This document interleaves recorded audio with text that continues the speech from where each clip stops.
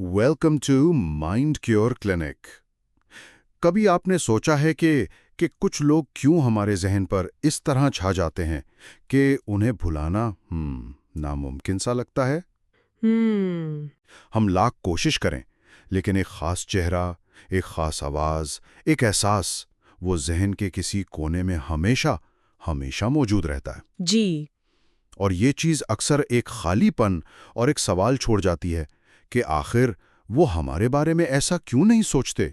ये बहुत आम एहसास है, लेकिन दिलचस्प बात यह है कि इसके पीछे कोई जादू नहीं, बल्कि खालिस इंसानी नफ्सियात है। नफ्सियात? हाँ, हमारा दिमाग कुछ मखसूस उसूलों और पैटर्न्स पर काम करता है।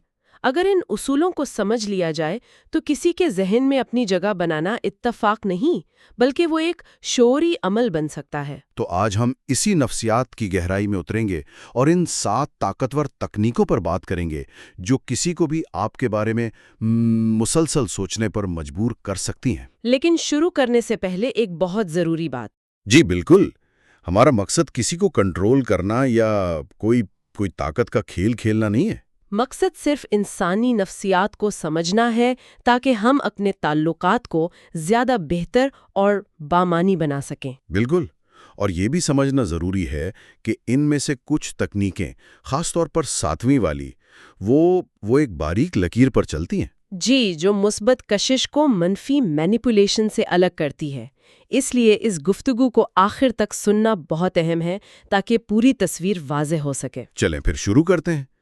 पहली तकनीक बज़ाहिर बहुत सादा लगती है, लेकिन इसका असर बहुत गहरा है। ये ख्याल है कि जो चीज़ हर वक्त मैसर हो, उसकी कदर कम हो जाती है। इसे नफ्सियात में कामयाबी का उसूल या स्कार्सिटी प्रिंसिपल कहते हैं। देखें, जब आप हर वक्त किसी के लिए दस्तयाब होते हैं, हर मैसेज का फौरन जवाब देते हैं, हर प्लान के लिए हमेशा हाजिर, तो आपका रवैया मुतवक्का यानी प्रिडिक्टेबल हो जाता है। दिमाग को पता होता है कि आप यही हैं। बिल्कुल, उसमें कोई चैलेंज या तजस्सुस बाकी नहीं रहता। और इससे दिमागी सतह पर क्या होता है? क्या क्या दिमाग बोर हो जाता है? एक तरह से हाँ, दिमाग का जो हिस्सा इनाम और तहरीक से वाबस्ता है, यानी डोपामीन सिस्टम, वो नई और गैर मुतवक्का चीज़ों पर ज़्यादा रद्द-ए-अमल दिखाता है। अच्छा। जब आप अचानक कुछ वक्त के लिए गायब हो जाते हैं, कोई वजाहत दिए बगैर, तो दूसरे शख्स के दिमाग में एक गैर यकीनी की कैफियत पैदा होती है। दिमाग फौरन तलाश के मोड में चला जाता है। जी। वो कहाँ हैं? क्या सब ठीक है? कहीं मैंने तो कुछ गलत नहीं कह दिया? ये सवालात उनके जहन पर कब्जा कर लेते हैं। तो इसका अमली तरीका क्या होगा? क्या अचानक से बिल्कुल बात करना छोड़ दें? ये तो काफ़ी अजीब लग सकता है। नहीं, इसमें तवाज़ुन बहुत ज़रूरी है। ये नहीं कि आप हफ्तों के लिए गायब हो जाएं। तो फिर? इसका मतलब है कि अगर आप रोज़ाना बात करते हैं, तो मंसूबाबंदी के तहत 24 से 48 घंटे के लिए एक कदम पीछे हटा लें। कोई ड्रामा या वजाहत दिए बगैर? बिल्कुल। और जब आप वापस आएं तो बिल्कुल नॉर्मल अंदाज में बात करें, जैसे कुछ हुआ ही ना हो। यही खामोशी और फिर मामूल पर वापसी का अमल उनके जहन में आपके लिए एक मुस्तकिल जगह बना देता है। वो लाशौरी तौर पर आपकी तवज्जो को एक इनाम समझने लगते हैं। जी। ठीक है, तो पहला कदम है अपनी मौजूदगी को थोड़ा नायाब बनाकर तजस्सुस पैदा करना। लेकिन जब आप मौजूद हों तब क्या सिर्फ वहां होना तो काफी नहीं होगा? नहीं, बिल्कुल नहीं। इन लम्हात को यादगार भी तो बनाना होगा। आपने बिल्कुल सही नुक्ता पकड़ा है। और ये हमें हमारी दूसरी टेक्निक की तरफ लाता है, जो गहरी जज्बाती यादें बनाने के बारे में है। Emotional anchoring. जी, नफ्सियात में इसे इमोशनल एंकरिंग कहा जाता है। इसका मतलब है कि आप किसी खास एहसास या जज्बे को अपनी ज़ात के साथ इस तरह जोड़ दें कि जब भी वो एहसास पैदा हो, उनके जहन में सबसे पहले आप आएं। बिल्कुल। ये सुनने में बहुत ताकतवर लग रहा है, लेकिन ये एंकर्स ये बनाए कैसे जाते हैं? क्या उसके लिए कोई बहुत बड़ा या खास मौका चाहिए? वो हक़ाइक़ से ज़्यादा जज्बात को याद रखता है।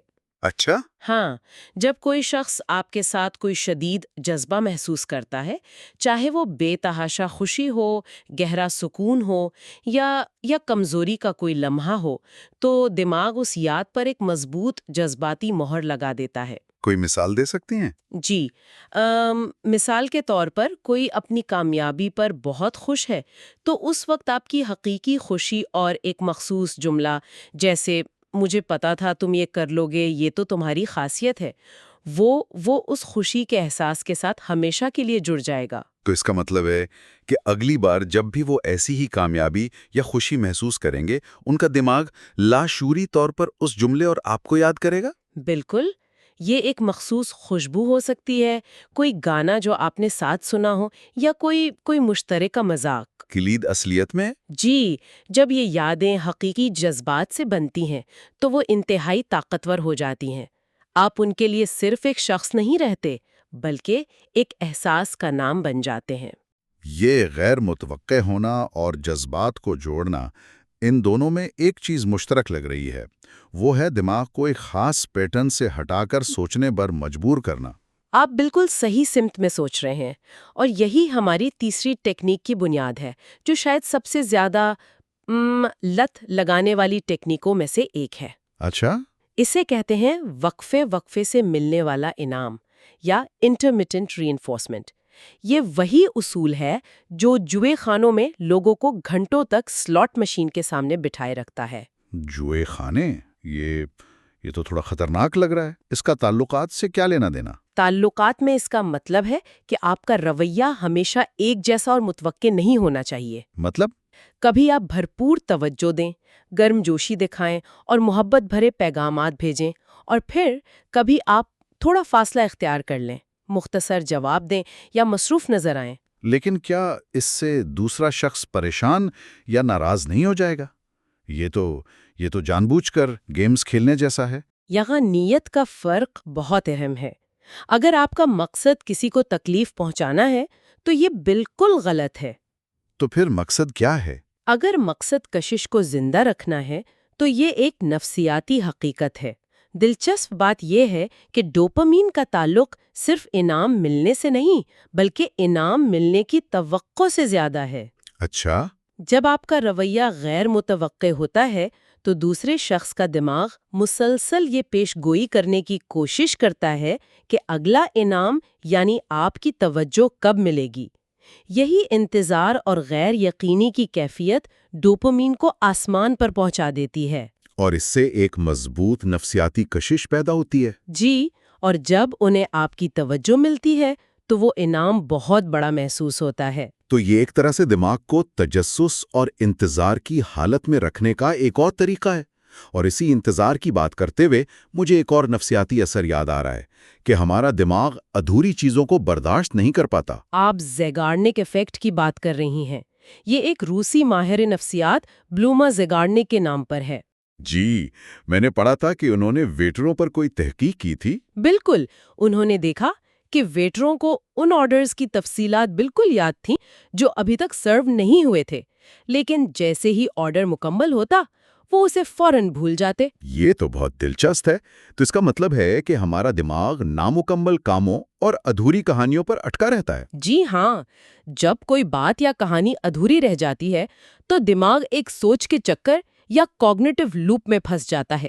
وہ بار بار اس ادھورے خیال کی طرف لوٹتا ہے تاکہ اسے منطقی انجام تک پہنچا سکے۔ تو ہم اسے استعمال کیسے کر سکتے ہیں؟ آپ اسی انسانی نفسیات کو استعمال کر سکتے ہیں۔ کیسے؟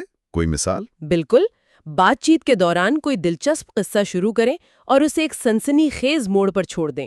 کہیں، کل میرے ساتھ ایک ایسا واقعہ ہوا جس نے میری زندگی کے بارے میں سوچی بدل دی۔ ارے چھوڑو، یہ لمبی کہانی ہے، پھر کبھی بتاؤں گا۔ اچھا، تو آپ نے ان کے ذہن میں کھلا سوال چھوڑ دیا ہے۔ جی، اب ان کا دماغ خود اس کہانی کو مکمل کرنے کی کوشش کرے گا۔